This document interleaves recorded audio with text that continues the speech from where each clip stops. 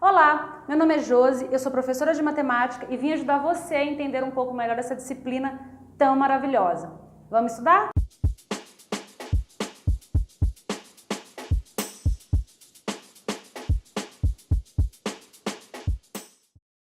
Eu vou apresentar para você agora os sistemas de numeração. Para dar início, eu vou apresentar o primeiro conjunto numérico, que é o conjunto dos números naturais. Imagina o seguinte, para você entender a ideia. Você precisa contar os elementos de um certo grupo. Então você começa a contagem partindo do nada da seguinte forma: 0 unidades, 1 unidade, 2 unidades, 3 unidades e assim por diante. Observe que eu utilizei números inteiros e não negativos para poder fazer essa minha contagem. Então essa é a definição de conjunto dos números naturais. Eles são números inteiros e não negativos que servem para contar. Tudo bem? Vamos agora para a definição. Eu vou apresentar para você o símbolo matemático que a gente utiliza para representar o conjunto e uma forma de fazer essa representação. Vamos lá. Conjunto dos números naturais. Primeiro, o símbolo que a gente utiliza para representar. Você utiliza a letra N para representar que o seu conjunto é o conjunto dos números naturais, certo? Então, pertencem ao conjunto dos naturais os inteiros positivos. Então, vamos fazer uma representação desses números da seguinte forma. Utilizei aqui o símbolo N para representar. Entre chaves eu vou colocar os meus elementos. 0, 1, 2, 3. E aqui eu vou colocar reticências para mostrar que o meu conjunto ele continua. Ou seja, o conjunto dos números naturais ele é um conjunto infinito. Não tem como eu listar todos os elementos e não tem ainda um último elemento. Então eu utilizo reticências para representar que o meu conjunto ele continua, certo?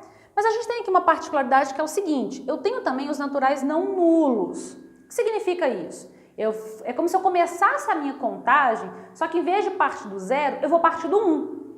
Então, como que a gente representa isso? Você utiliza a mesma letra, N, para representar, só que agora você vai colocar um asterisco aqui em cima.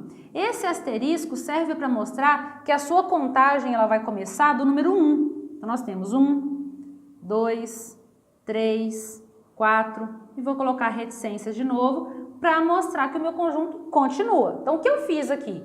Eu simplesmente comecei a minha contagem, em vez de começar do 0, eu comecei minha contagem do 1, tirando assim o elemento nulo do meu conjunto, certo? Dentro do conjunto dos números naturais, eu sempre vou ter um sucessor. O que significa isso? Dado um número qualquer, sempre vai ter um número que vem logo após ele. Então, imagine que você tem o 3. O número seguinte da sequência é o 4. Você tem o número 10, o número seguinte da sequência é o 11.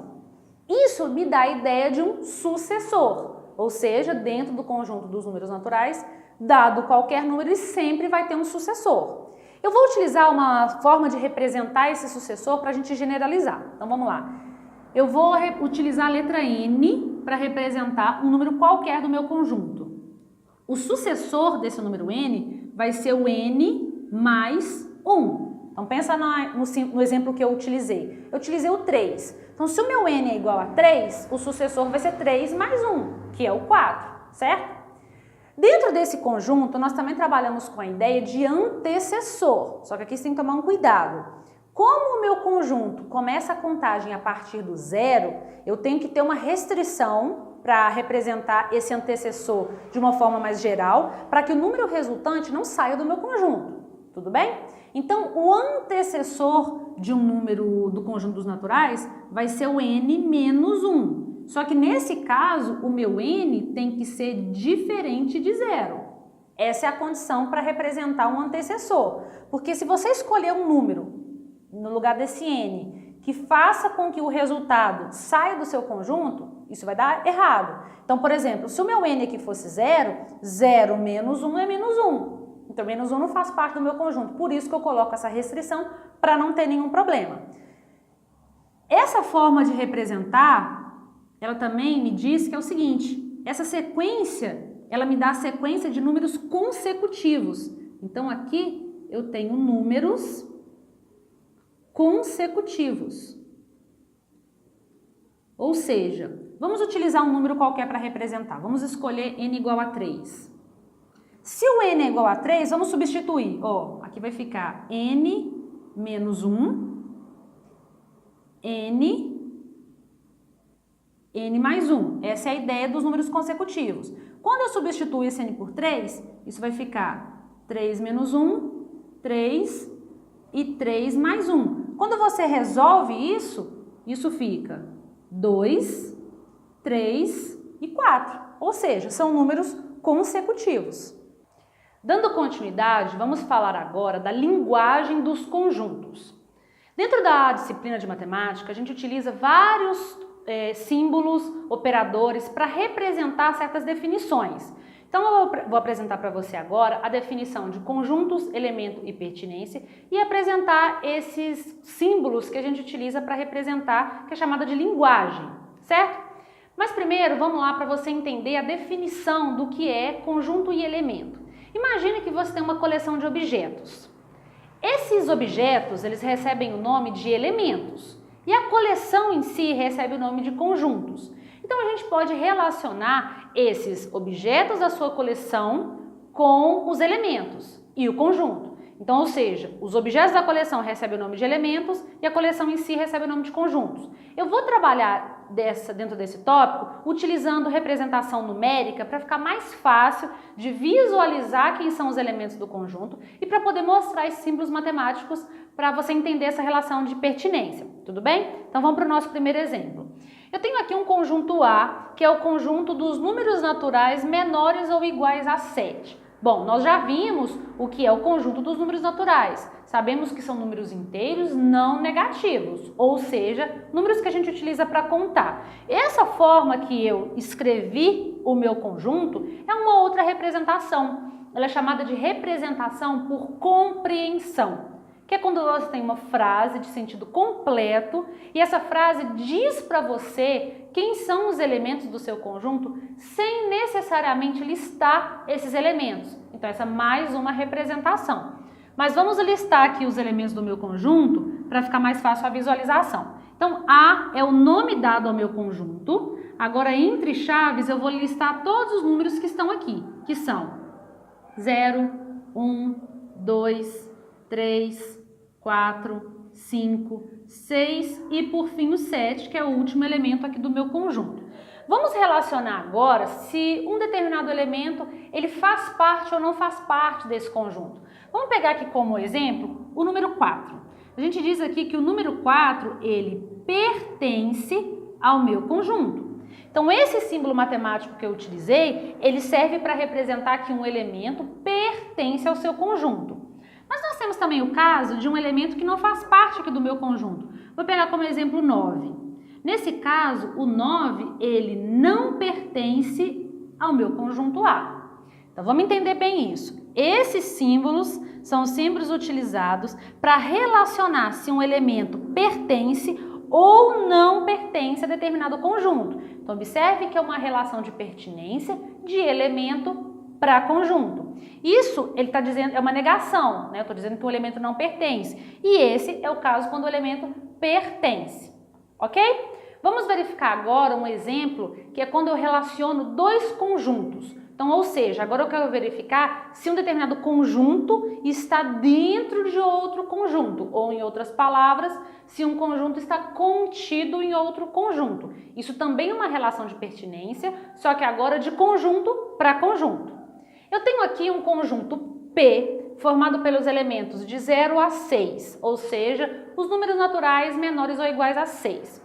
Tenho aqui um segundo conjunto que é o conjunto Q, formado pelos números 3, 4 e 5, e um terceiro conjunto que é o conjunto R, formado pelos elementos 6 e 7. Observe então que eu tenho três conjuntos distintos e vou fazer agora a relação de pertinência entre eles. Se você verificar, o conjunto Q, ele é um subconjunto do conjunto P. Por que eu posso afirmar isso? Esses três elementos aqui, que são os elementos de Q, também são elementos de P. Então, observe, 3, 4 e 5. 3, 4 e 5 está exatamente aqui, certo? Então, nesse caso, a gente diz que um conjunto é subconjunto do outro. Como que a gente relaciona isso? Como que é dada a relação de pertinência? A gente diz que Q está contido em P, certo? E no caso do R, se você observar, o elemento 6, ele está no meu conjunto P, mas o elemento 7, ele não está. Então, nesse caso, o conjunto R, ele não é um subconjunto do conjunto P. Ele tem dois elementos, um de seus elementos está no conjunto maior, mas o outro não está. Então isso diz que o conjunto R não está contido no conjunto P, certo? Então vamos entender bem a diferença. Esse símbolo eu utilizo para representar a relação de pertinência de conjunto para conjunto, ou seja, se um subconjunto faz parte, se o subconjunto menor faz parte do conjunto maior, eu digo que ele está contido. Agora, se esse conjunto não é subconjunto do maior, eu digo que ele não está contido. Observe que nós utilizamos 4 símbolos diferentes.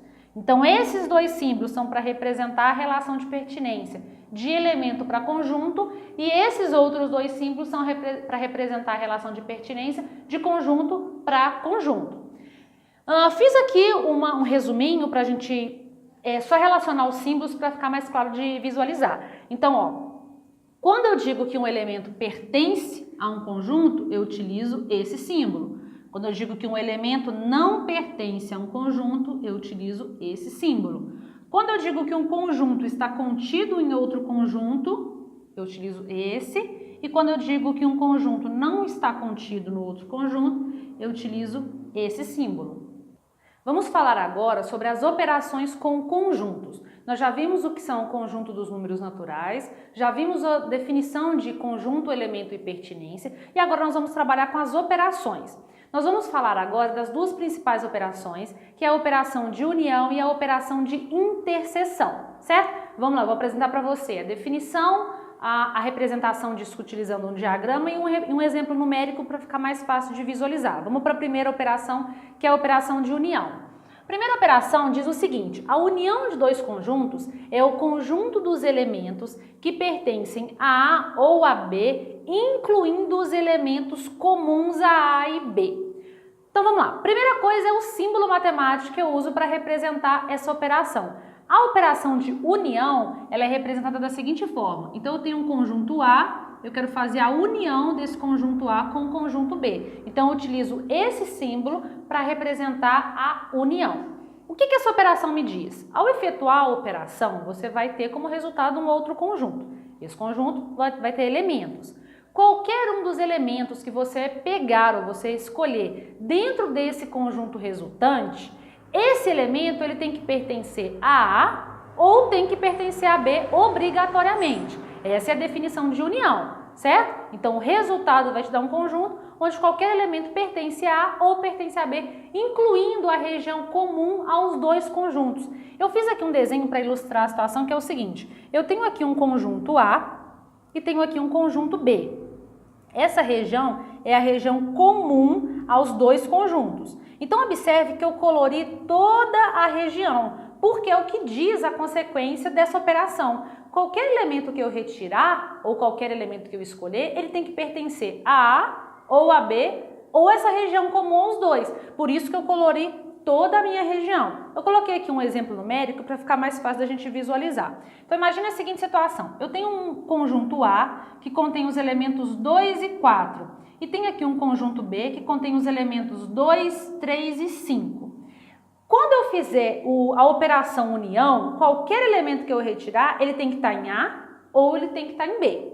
Observe que eu tenho aqui em comum o elemento 2. Então, quando eu fizer a operação união, não há necessidade de colocar o elemento 2 2 vezes, porque ele vai estar exatamente nessa região aqui. Então, quando eu fizer a operação A união com B, que é representada dessa forma, o resultado vai ser 2, 3, 4 e 5. Observe que qualquer um desses elementos que você escolher, ele está em A ou em B obrigatoriamente, certo? Então, essa é a operação de união. Vamos agora para a operação de interseção. A operação de interseção, ela me diz que se eu fizer a operação interseção, isso vai me resultar num conjunto.